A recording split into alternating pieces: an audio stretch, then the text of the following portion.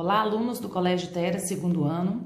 Vamos trabalhar hoje o nosso módulo E19, páginas 405 até 408. Nesse primeiro momento, nós vamos falar um pouquinho sobre o Teorema de Bolzano. Então, nós vamos verificar o que significa.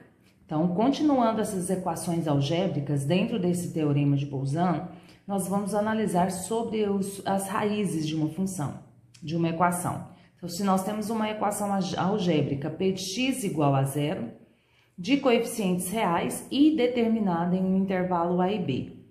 Quando nós vamos calcular p de a e p de b, ou seja, as raízes da minha função, se o p de a e o p de b têm sinais contrários, então, ou seja, o produto de p de a com p de b for menor do que zero, então existe um número ímpar de raízes entre esse intervalo.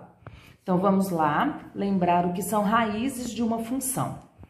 Olhando no gráfico, raiz de uma função é onde corta esse gráfico contínuo, ele corta o eixo x. Então, no caso, para cortar o eixo x, significa que meu y vale zero. Então, quando eu pegar na minha equação, no lugar de x, colocar o valor de a do intervalo e eu obter um valor igual a zero, igualar a zero, e obtermos um valor, essa é a raiz. A mesma coisa quando a gente substituir b e vai dar um valor igual a zero. Então, as raízes, quando meu y é igual a zero. Na página 406, a gente observa esses dois gráficos e eu posso analisar ou tirar a seguinte condição.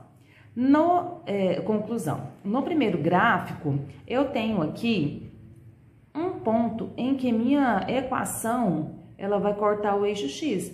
Então, nós chamamos de uma raiz. Nesse caso, nós temos uma raiz. No segundo gráfico, ele vai cortar em três pontos, que eu chamei de R1, R2 e R3. Então, no segundo gráfico, nós temos três raízes da equação p de x. Uma observação importante. Note que, nesses casos, a quantidade de raízes reais de p de x é sempre ímpar.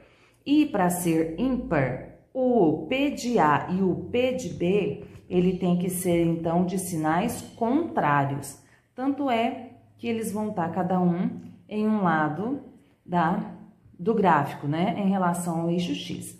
Mas a gente vai perceber isso aqui, que a quantidade de raízes, ela vai ser sempre ímpar se o p de a e o p de b forem de sinais contrários, ou o produto dele vai ser menor do que zero. A outra condição que nós temos é quando o p de b e o p de a têm mesmo sinal, ou seja, o produto deles vai ser sempre positivo. O que vai acontecer? Existe um número par de raízes entre a e b, que é meu intervalo, ou não existe raiz entre o intervalo a e b. É o que a gente pode observar aqui na figura.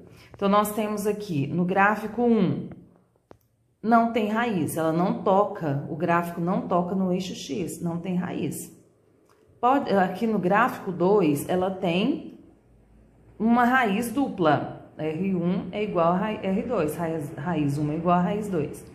No terceiro gráfico, eu tenho as raízes, ele corta, né, em dois pontos, e essas raízes são diferentes. E no quarto caso, eu tenho a raiz 1, 2, 3 e 4, e elas são valores diferentes. Então, eu não posso fazer muitas afirmações. A afirmação, no caso, vai ser um pouco ampla. Então, nesse caso, a quantidade de raízes reais de p de x é sempre par, ou não existe raiz. Então, foi no nosso primeiro caso, não existe, ou elas serão pares. 2, 4, 2 iguais. Então, essa é a conclusão que tiramos do Teorema de Bolzano. Vamos agora fazer os exemplos que o livro nos fornece. Então, na página 407, ele vem com o exemplo 1. Então, determine as possíveis quantidades de raízes da equação. 2x à quarta menos 3x à terceira mais x menos 1 e o intervalo é de 1 a 2. Vamos, então, resolver essa equação. Temos a equação, E o meu intervalo é de 1 a 2, são os valores em que eu vou fazer a substituição. Por isso que lá na exposição do conteúdo, ele falou P de A e P de B. Quando eu pego a minha equação e no lugar de x eu coloco 1, olha só, 2 vezes 1 a quarta menos 3 vezes 1 a terceira mais 1 menos 1, e o meu resultado vai ser menos 1. Então, meu P de A, meu P de 1 é menos 1. E meu P de 2, fazendo toda a substituição, eu encontrei 9, notando aqui que uma raiz é negativa e outra é positiva, nós temos a seguinte conclusão. Como a equação tem coeficientes reais e a equação é de grau 4, P de 1 vezes P de 2 é menor do que zero, porque o produto das duas é negativo. Dizemos que esta equação pode assumir uma ou 3 raízes entre 1 e 2. Então, olha só, sinais do P de A e P de B são contrários, o produto vai dar um valor negativo, então, eu vou ter quantas raízes?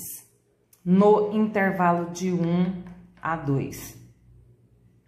Uma ou 3 raízes, porque aí vai ser uma quantidade ímpar de raízes. Essa quantidade de raízes será no intervalo 1 e 2. Então, finalizando esse exemplo, quando o produto das raízes for um valor negativo, eu posso afirmar que existe um número ímpar de raízes entre o intervalo. Se aqui as raízes possíveis para a equação são 4, dentro do intervalo 1 e 2, eu tenho uma quantidade ímpar de raízes. Então, eu vou ter ou uma ou 3 raízes como solução no intervalo. O segundo exemplo, da página 407, diz assim: determinar as possíveis quantidades de raízes da equação x à sexta menos 4x menos 2 igual a 0 no intervalo menos 1 e 2. Poderia ser outro intervalo para a mesma equação, mas ele quer saber no intervalo de menos 1 a 2. Primeiro passo, então, eu vou tomar a minha equação, calcular o P de A, o A é o início do meu intervalo, que é menos 1. No lugar de x, vou colocar menos 1, resolver e encontrei o valor 3. Depois, eu vou calcular meu P de 2, que é o extremo superior do intervalo. No lugar de x, coloco o valor 2 e descobri 54. A gente observa que o produto das duas é par, é maior do que zero.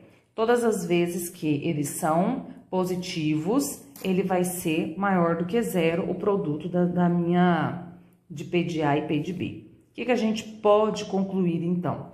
Todas as vezes que nós temos o produto maior do que zero, então existe um número par de raízes entre A e B, ou não existe raiz entre A e B. Então, são possibilidades: não existir raiz, não possuir raiz, ou pode ser, como aqui meu grau é 6, pode existir 2, 4 ou 6 raízes neste intervalo. Então, ele vai ficar de uma forma mais abrangente. Essa, então, resumidamente, o teorema de Bolzano. Vamos agora para os exercícios.